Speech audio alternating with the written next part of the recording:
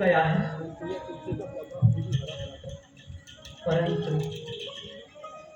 ये तुलसी का पौधा अभी भी हरा भरा है। गुरुदेव, यह क्या भेद है? तुमने सत्य कहा है राम। ये बड़ा विचित्र स्थान है। यहाँ गौतम ऋषि जी ने ये संतान के शराब से सब कुछ उजड़ गया है, परंतु ये तुलसी का पौधा इसलिए जीवित है क्योंकि एक नारी की आत्मा यहाँ वास कर रही है। क्या कहा? नारी की आत्मा? हाँ, एक अभागन नारी की आत्मा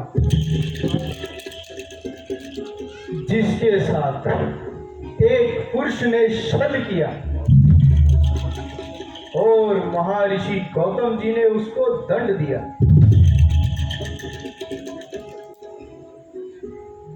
ये कैसी अभेद कहानी है गुरुदेव? वह कौन है जिन्होंने ऐसा किया?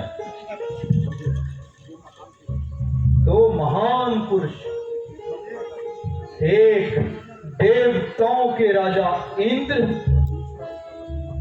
और दूसरा उसका महान पति ऋषि गौतम।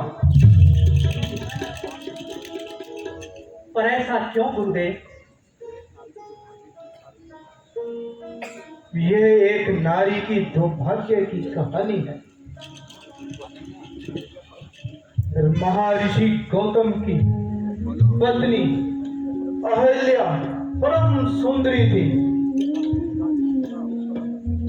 जिस कारण देवराज इंद्र उसके ऊपर आकर्षित हो गए।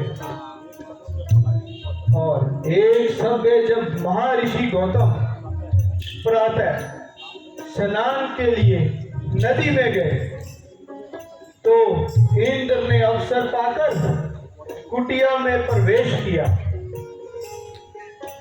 और जब वह इंद्र कुटिया से बाहर आया उसी समय महर्षि गौतम ने उनको बाहर जाते देख लिया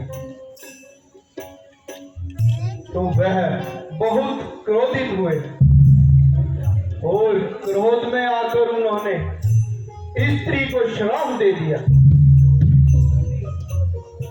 जैसे ही अहल्या कुटिया से बाहर आई वो समझ गई कि उसके साथ छल हुआ है।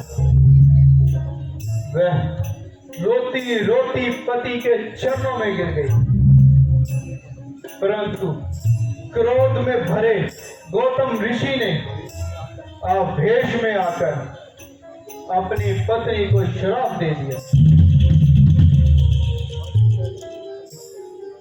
और वह उसी क्षण पत्थर की शिला बन गई। तब से वो शापित नारी इस पत्थर के रूप में विराजमान है और किसी के आने का रास्ता देख रही है। वह कौन है जिसके आने का रास्ता वह देख रही है?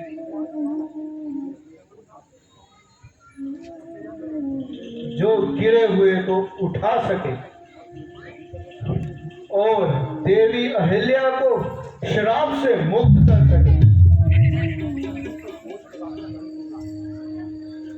किसी पर दोष लगाकर दंड देना तो सभी को आता है, परंतु वो पतित पावन जो किसी गुरु को उठा सके वो दुर्बल ही होता है। वो और कोई नहीं राम, स्वयं तुम ही हो। आओ राम, अपने पावन चरणों से इसे स्पर्श करके शराब से मुक्त करो। और इसका कल्याण करो।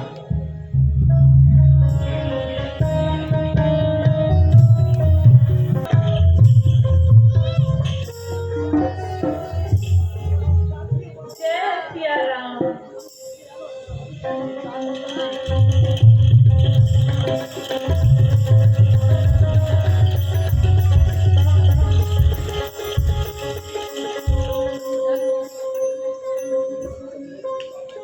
भोली चरणों की पावन मुक्ति का संदेश लाई। पत्थर बन चुकी थी मैं, तुम्हारी कृपा से नवजीवन पाई। श्रापित थी वर्षों से यहाँ, फिर सुध बिन आस से तपती थी अग्नि में, न छूट सकी श्राप से। तुम्हारे चरणों का स्पर्श जैसे अमृत धारा सा बरसा, मेरी देह को पुण्य मानव किया और आत्म का हर बंधन हर्षा। माँ, तुम्हारी भक्ति महान, तब तुम्हारा है अद्वितीय,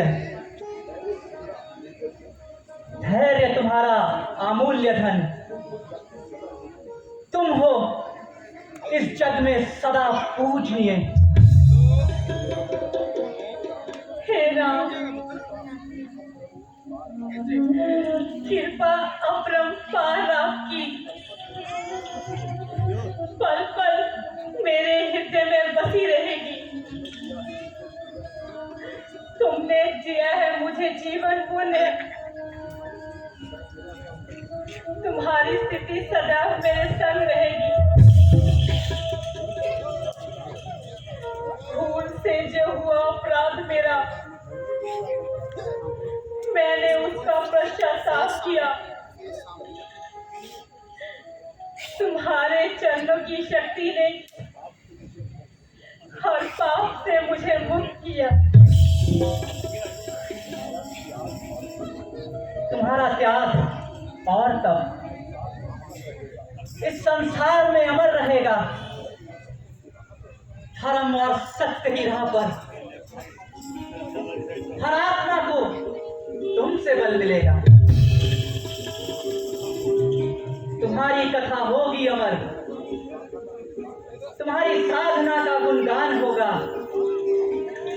संसार की हर पीढ़ी को तुम्हारा जीवन नई पहचान देगा।